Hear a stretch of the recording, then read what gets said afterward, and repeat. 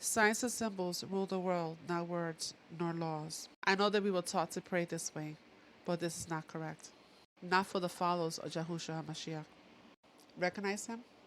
And I explained in past teaching that it's Joshua, not Israel. Because Israel is for Isis, Ra, and El. So the star represents both energies, male and female, coming together in one vessel. So that is what the hands represent. Both hands coming together, that's what it represents. And there goes Eli Musk. You ever notice how they always place it in the lower region? And these hands belong to Andrew Tate. So that's what this represents.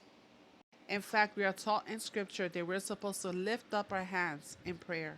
I decided then that in every place, the men should pray lifting holy hands without anger or quarreling. I will bless you as long as I live. In your name, I will lift up my hands. Let my prayers be counted as incense before you, and the lifting up of my hands as the evening sacrifice. We were taught this way, but this is not correct. When you lift your hands up and you open yourself, that's how you receive the Spirit. Why do you think in these music concerts they always tell the people to lift their hands up in the air? Because they're releasing spirits in them. Also, these so called prayer circles, these are portals.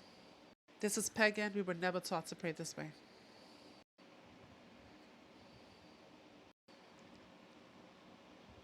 I posted this video before. Queen Elizabeth lights the DNA tree and the tree ceremony. So the Jacob's ladder is your spine, which leads you to the seat of the soul, that is your head, your pineal gland. Our communication with the Creator. Baphomet. You see how he's wearing it on his waist? You also notice the star, right? You see what's in the inside? That's the heart.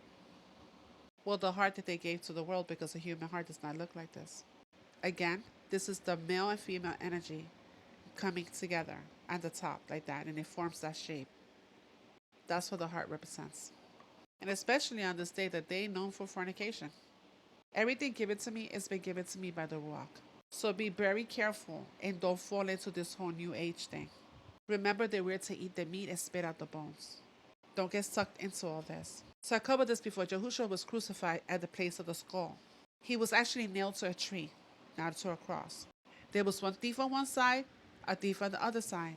One made it to paradise because he crossed over. Hebrew means cross over, from death to life. But for them, because they're speaking half truths, as you can see there, female moon, male sun coming together, you get the star. And that becomes your head. There are two masters, either you serve one or you serve the other. And the scripture tells you that we're supposed to take on the mind of Yahushua HaMashiach and get reborn again. So again, is Israel for Isis, Ra, and El. Same as the Catholic Church, because they're sun worshippers. And Mary is the moon goddess. Why do you think this was perfectly designed to look like this? This is the so-called Jesus Christ in Rio de Janeiro. You see how he's cradling the moon, coming together with the moon. Also the Eucharist. Now in monstrous holes, the literary presence of Christ within the Luna. Luna is moon. I think you pronounce it Ankh. Well, the top is the wound, and you see what the bottom is, right? Again, so this represents, again, male and female in one. Do you see the sun inside the wound? Sunset, sunrise. Like I said, they're sun worshippers. It said it also represents a key, the key of life. As you can see on one side, that is Nimrod wearing the cross around his neck, and there goes the Queen of Heaven with her rosary. This is not of Abba. Even the Statue of Liberty is androgynous. You see the gray? You see right above them? The Ankh? You see the serpent right on her headdress? You ever notice that the artwork, all the saints have messianic hand gestures? And there's always a sundial behind them, which it told the world is a halo. So the cross really represents the cube. Saturn worship. So our body is the cross, and you have to pick your head. So John needed our bodies together with amazing detail and wonder. We can trust that Yah, who created all this, also had the power to hold it together. So you could pause the image to read it. This is the laminin. As you can see, it holds everything together inside our body, and it looks like a cross. So the only thing that's missing, like I said, is the head. You have to pick your head. Either you take on the mind of Yahushua HaMashiach or you don't. So you see the luminaries right there?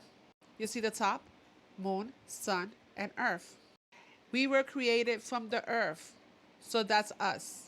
As you can see, the moon looks like horns. So when you put it together, there goes across the earth, which is us, and that is the little devil head on top of our body.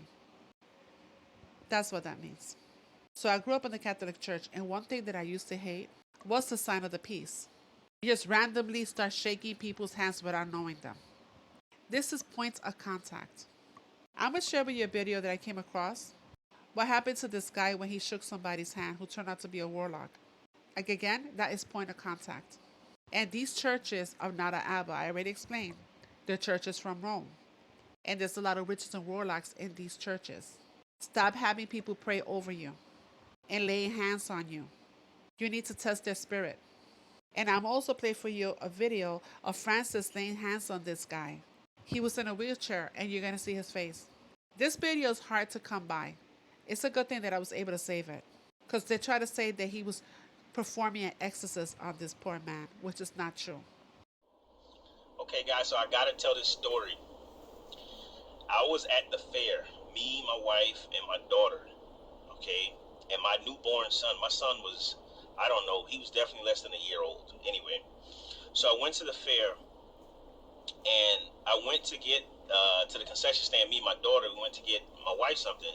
And so I noticed when I came back, this big white guy, looked like he's about maybe 6'3", 6'4", kind of heavy set guy, looked kind of dingy. He was talking to somebody, and then as soon as I came back, he turned his attention to me. Now I think I had my son at the time with me, and in the stroller. So I came back, and he started talking to me. And I noticed, I said, something seems a little off about this guy, but I didn't say anything. So the guy, he starts talking to me, and I'm naturally, just a friendly guy. So I talk to people when I'm out in the streets a lot. So I talked to him, and then he starts telling me, he's like, oh, yeah, I applaud you for being a good dad and all this stuff. I see you taking care of your kids or whatever. I'm like, yeah, we're supposed to do that or whatever. So he was like, yeah, he was like, let me shake your hand. I just want to commend you. So I just, I shook his hand. I didn't want to be mean. I shook his hand, and me and my wife, we went off. Well, when I got home that night, I went and took a shower. After I took a shower, I got into the bed. And guys, I'm telling you now,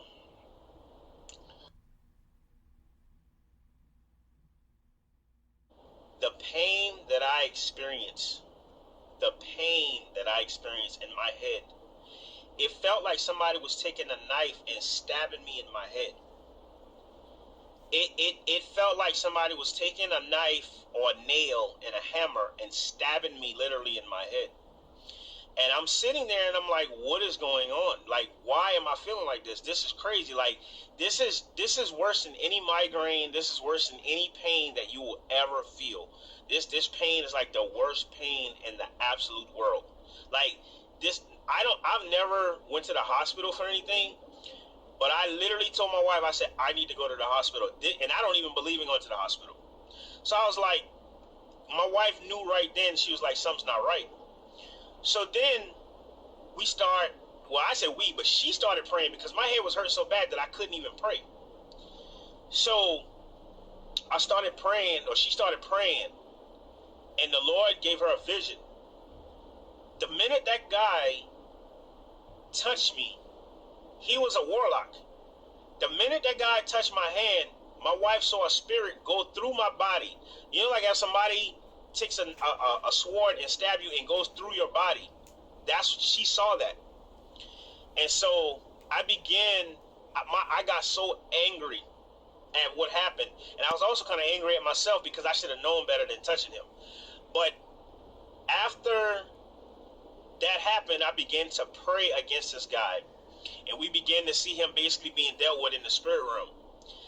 And I'm just telling you guys, like, I'm telling you now, I talked to one of my friends who was from Africa.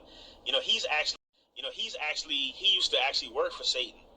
And he told me flat out, if I didn't know the Lord, I would have literally died that night. The only thing that saved me, because he said he has seen people die from witchcraft like this. I don't know, I forgot what he called it. But it's a thing where when they do that to you, when they touch you, the point of contact, you will literally die within like 3 hours, he told me. And that's about how many hours it took for me to feel this thing. It was about 3 hours later after I got home. So I want to say this. Don't be touching people. Don't be letting people touch your hand. Don't be letting people tell, let me shake your hand. You know what I'm saying? No. Because when you lay hands on people and they're wicked, it's a point of contact and they can literally kill you. You think this is a joke? This is not a joke. It's not a joke. And a lot of people out here are not saved and they thinking they can just do whatever they want to do. But you cannot do that. So I just wanted to tell that testimony. But I'm telling you, I literally felt like I was going to die that night. I'm not even joking. Like, I literally felt like I was going to die. That's how much pain I was in. Out of the scale 1 to a 10, it was a 20. It was not no 10 out of 10. It was a 20 out of 10. It was that bad. So don't be touching people. Don't be letting them shake your hand. Don't do that. Don't let them touch your kids. Anything.